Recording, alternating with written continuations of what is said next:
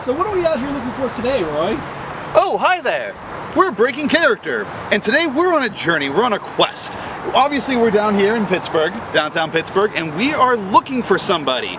Someone who came through this region in the 1750s. We're looking for General Braddock's body. That's right. So way over there is the point. Let's jump to it. Let's go because a train is coming down right now into shot.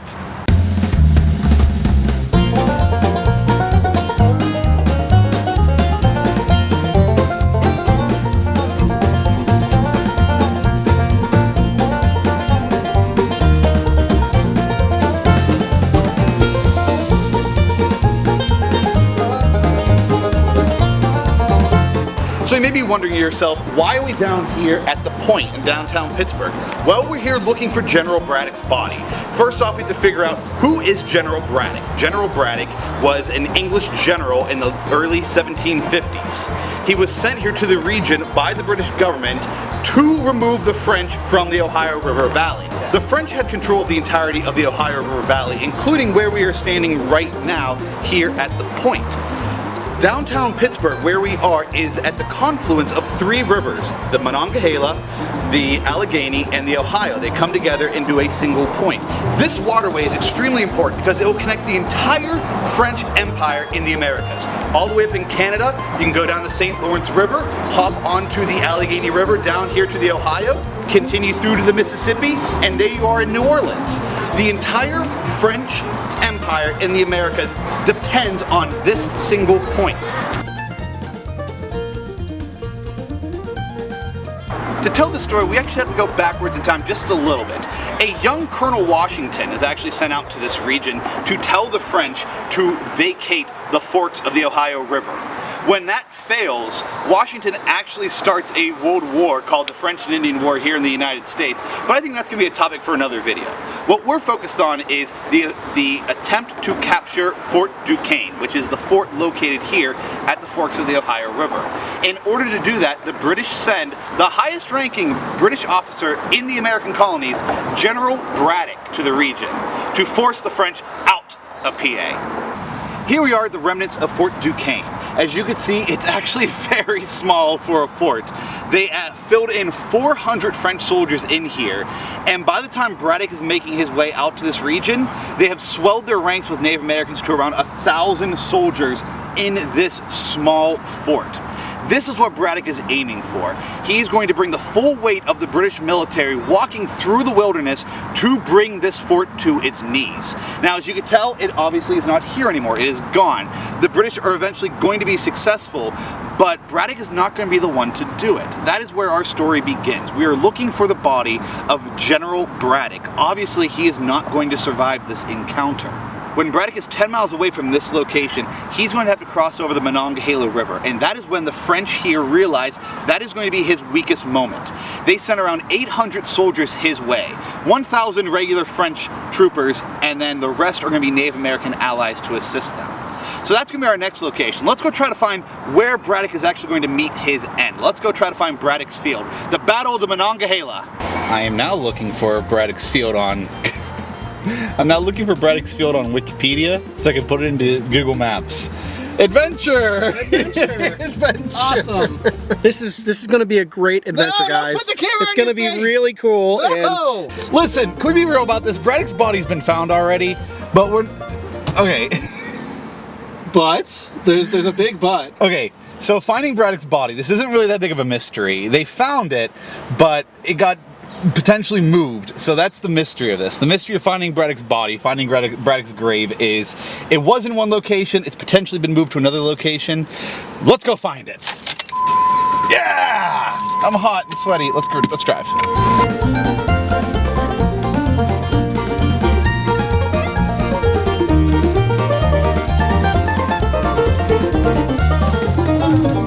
So here we are in Braddock's Field. Obviously it looks very much different almost 300 years later, but this is the location of the Battle of the Monongahela. Just down the way a little bit is the Monongahela River. That is where Braddock would have crossed with all of his troops. came into this region here where he would have ran into, his grenadiers out front would have run into the French regular troops. The road that they were traveling on was very narrow. In fact, they had to carve most of it themselves. So as they're walking down this pathway, they run up against some French troops in the front, and that actually kind of causes the traffic jam for the entire column of the British soldiers. They're all stuck, they can't move. All those expensive cannons they brought with them, can't shoot them, can't fire them into the woods. The entire British column gets stopped, they get stuck. At that point, Canadian and French troops, along with the Native American allies, jump into the tree line surrounding them and begin firing on all sides. The British method of fighting is very European. This is where, you know, they do the line up and they all fire at once. They can't do that in the middle of the woods. The Americans who are with them, the Virginian militia, under, again, the command of General Washington, Colonel Washington at this point, sorry, they try to take to the woods, and Braddock won't let them. He's trying to fight European in the middle of wilderness. This is where the defeat actually begins. This is where they lose the battle. Despite having the numbers, despite having better tech, despite having cannons, they lose for the simple fact that they cannot adapt to the woods like the Native Americans and the French. We're like here with General damn it. Keep calling him General. He's only a colonel at this point. Since we're here with Colonel Washington, I guess I'll tell a quick little Washington story about this. He is Braddock's right-hand man at this point. He's kind of like his little buddy. He's trying to learn as much as he can about being a British officer, because at this point, that's still his goal in life. He wants to become a British officer. He is right beside Braddock during most of the engagement. Braddock gets shot off his horse, Braddock gets shot himself. Washington gets shot off his horse twice. He loses 2 horses under him, and when he checks his jacket, at the end, he actually has like 4 bullet holes in it. So where are we going to now? We're going to try and go out to Fort Necessity. Although he's shot and killed at Braddock's field, they drag his body and he actually dies far from Braddock's field. He dies around where Fort Necessity is. So that's where we're going to next. So let's hit the road. We're already on the road. That's okay. So we're almost there. We're in what's known as the Laurel Highlands, which is a nice little mountainous region outside of Pennsylvania, or outside of Pittsburgh. You know, these hills are crazy that, you know, we're sort of in awe of all of this. Just imagine how they thought whenever they were walking this way, and they barely even had a road. We're on the highway. Like, they had to hoof it this entire way. That is immense on its own. Even if they had horses, you know, most of the men were just marching, so it just, you know, dragging cannons behind them. I can't even fathom that.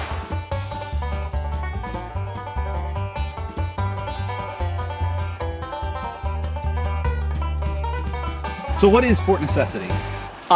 It's apparently whenever George Washington came back with his tail between his legs, he's like, oh crap, we really need a fort. And so he built Fort Necessity. As Kevish did say, this is the Fort Necessity Visitor Center. This is whenever Washington went out with orders from Governor Dinwiddie from Virginia to remove the French from the region. He actually gets involved in a battle called the Battle of Jumonville's Glen. He winds up assassinating, in a roundabout way, a French emissary.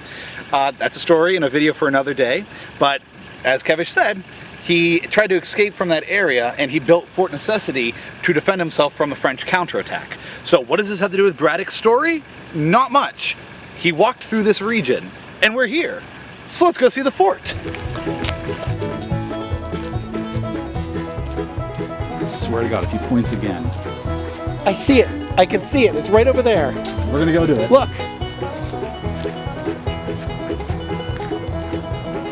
You know, it looks kind of small coming at it from outside, but there's just something about this. Yeah, it's small from the outside. When you go up to it, it's still small. Well, we definitely took a detour.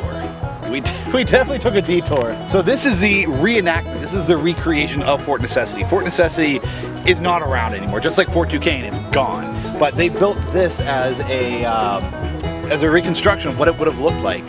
And it's just very strange. I'm a big fan of history, as Kevish is behind the camera as well. And we are standing on the battlefield of the First World War. That wars that took place around the entire globe. This is the site of the First World War. The 2 largest empires at the time slugging it out. And we're in the backwoods of Pennsylvania. There is nothing out here.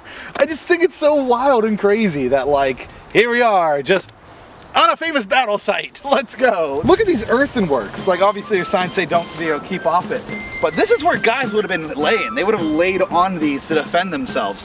You can kind of see all the white signs out there say the tree line from 1750s. So that's where the trees would have been, and the Native Americans and the French would have been out there shooting in at Washington and his troops. Now the Battle of Fort Necessity, let's hold off on that. Let's do the Battle of Fort Necessity another day. But let's go look at it. This is fun anyways. Let's go. Here in Western PA, you always hear things about, oh, this is where Washington was. Washington was here. Washington was there. Washington shot at that tree and peed in that toilet. But like, this is an actual real place where Washington was. He was in this area. But let's get back to the Braddock. Let's go find his grave. Washington walks through this region, and there's actually some reasons on why he does this. He wants to create a road between Virginia and the newly formed Ohio Valley Company, the new Ohio Valley area, so that Virginians would be able to come to this area and then settle here. So Washington knows this area already, obviously from this time here at Fort Necessity. This is the road that Braddock takes into Western PA to capture Fort Duquesne. So this is, again, the same track that Washington and Braddock's troops are going to be moving through as well. So let's continue on. So we're here at Fort Necessity. So we want to go down here to Braddock Road Trace. So the Braddock Road Trace is actually the remnants of Braddock's road. Mm-hmm. So that's where we want to go, because that's exactly where he would have been walking on. And if we follow to the end of that road, that will lead us to his body. Found it. This is it. I know this doesn't look any different from like other places that we've been, especially because we live out here in Western PA, but like the history of this, knowing that this is the area where these soldiers walked through, that they'd be walking in this in way different clothes than what we're wearing right now. You mentioned that in the car when we were driving up, Kevish, just how hot it would be. And you said, when did they do this? And it's now. We're filming this in late July. They would have been out in this region in mid-July. So this isn't much different weather-wise to what they would have had to deal with. And they would have been dealing with much different clothes, carrying an actual pack, all the weapons with them, walking through this road that they're carving themselves on. It's just, I don't know, it's magical. It's really magical. I know it's just woods. Believe me, I know it's just woods. But knowing out there that this is where the Native Americans were running through, this is where the French were sneaking through, this is where, Virginian militiamen and English soldiers are hiding in these woods. It just gets ya. Hey Roy, you look like you have something to say. Do you? I certainly do. It's a road. It's a mud road in the middle of the woods in Western PA. I know, believe me. But this road is the reason why the United States is the way it is today. If it wasn't for the French and Indian War, if it wasn't for Colonel Washington making that mistake out there in that field, you don't have the crisis in the country requiring a taxation, which then leads the Bostonians to their Tea Party. The want of this area, the want of the Ohio Valley region, becomes the reason for the revolution. It really comes down to the want for the Ohio River Valley region west of the Appalachian Mountains. And this is what they're fighting for. This is it, where we've lived our entire lives. This is what they're fighting for. This is the reason why the revolution occurred. The need to protect this area, the need to put forts along this area, the need to pay for that war to get this area. It's very inspiring and really cool. And now just rambling, we're almost there. We found his road. We found where he died. We found where he was going towards. I'm missing an extra one in there somewhere, but we're almost there. Just a couple miles up the road on Route 40, we're gonna find his grave. Well, here we are. We're just beyond this tree line here is the grave of Braddock.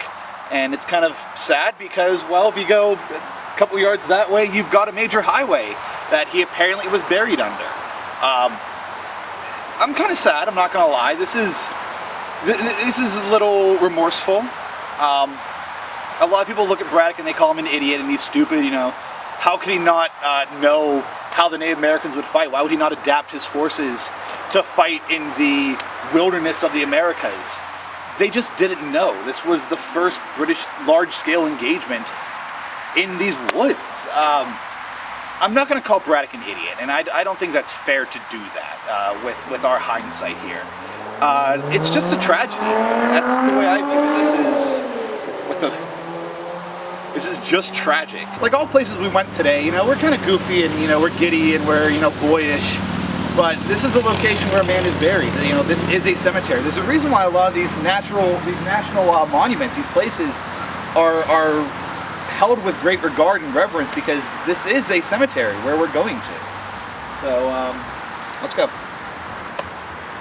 So, like, I have a lot to say about this. I'm sorry, I keep stopping us.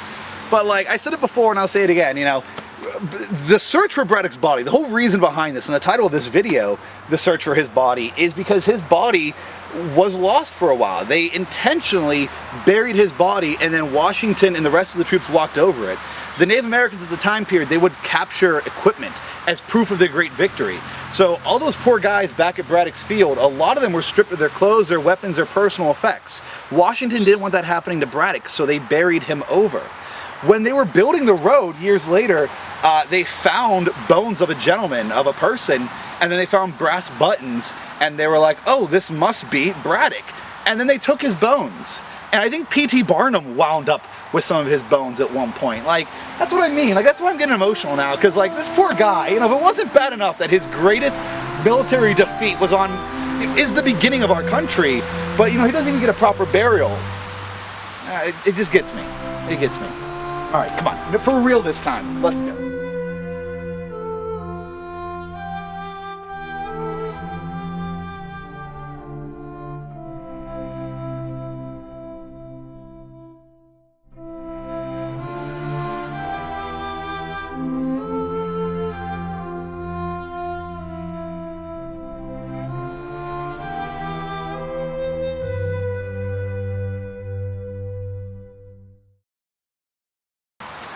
Kevish, we just saw the monument for where Braddock's remains were moved to.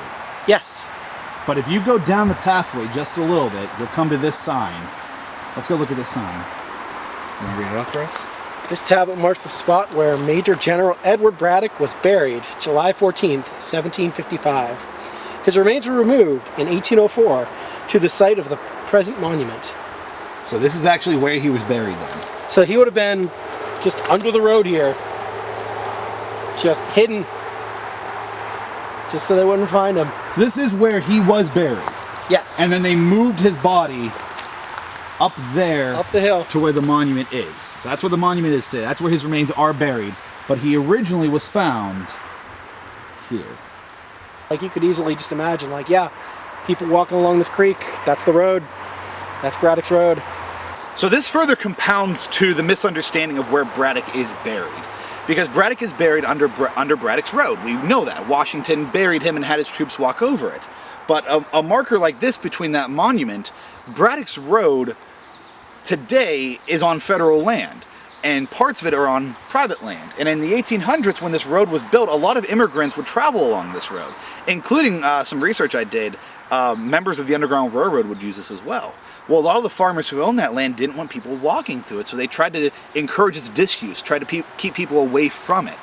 So this just further complicates finding his grave, because there technically are two sites, where he was actually buried versus where he was moved to. So the other thing is, like, okay, can you imagine George Washington at this point burying his friend, his mentor, his pal, and just burying him in the middle of the road down here like that? Just think about that a second. That's got to be a lot. And he's younger than us. He's in his mid-20s. Yeah, like that's a heavy burden on him right now. Well, the thing about this is it's just as important to George Washington's story as it is to Braddock's, because it's just this chunk of history. There was so much going on right now. You can't remove one from the other. Yes, exactly that. If you tell the story of Braddock, Washington's there. If you tell the Washington story, you said it. Braddock is his teacher, is his mentor. He's learning from him. In the prequel series, it's called Braddock, and George Washington is just the lesser character in that. So our final thoughts on this. You know, now that we finally got here, we're actually in the location of where Braddock was found, and then we were in the location of where he was buried. It's sad. I still feel sad about this. You know, it's where a great hero, you know, met his end. An important British general lost his life, you know, in the middle of a ferocious firefight. It's upsetting. It really does. It makes you think about history and this whole journey together. you know, we never did this before. We lived in this region for years. We lived here our whole lives. We've, you know, and we didn't know that this history was here. This is just very common in Western PA. A lot of people forget about the history of our nation kind of starts here in Western PA. And taking this journey today really helped put that into mindset for me. You know, I've talked about this a lot of times. I've taught this. I've done a lot of research on these things, but actually coming out here and walking where these gentlemen walked, it's something. It truly is. So this is it. This is the end of our journey. We finish our journey where our gentleman here has finished his journey as well. It's the defeat of a great hero and the rise of an American legend. George Washington rises from the ashes of Braddock's defeat. And obviously, so rises our country, the United States. It's getting me choked up, I'm not going to lie. And I'm not going to start crying on camera. But I might start crying, and I don't know why.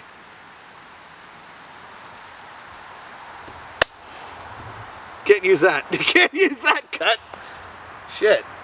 I think you can. Why? Because I cried? Because you cried about it. You're like, I cried about it? This is really important. Do I want to zoom in on you crying? No, don't zoom in. Yeah, it's extreme zoom in on Roy. Oh. So this was very enlightening. I think this was a very great trip, and I would highly encourage anybody else to follow in our footsteps, to follow Braddock's footsteps. Go where they traversed, walk where they've been, and just enjoy the experience of being in awe of this location, of where they are, where they've been. We are Breaking Character, and thank you for joining us on this trip. I hope you guys had a fun time.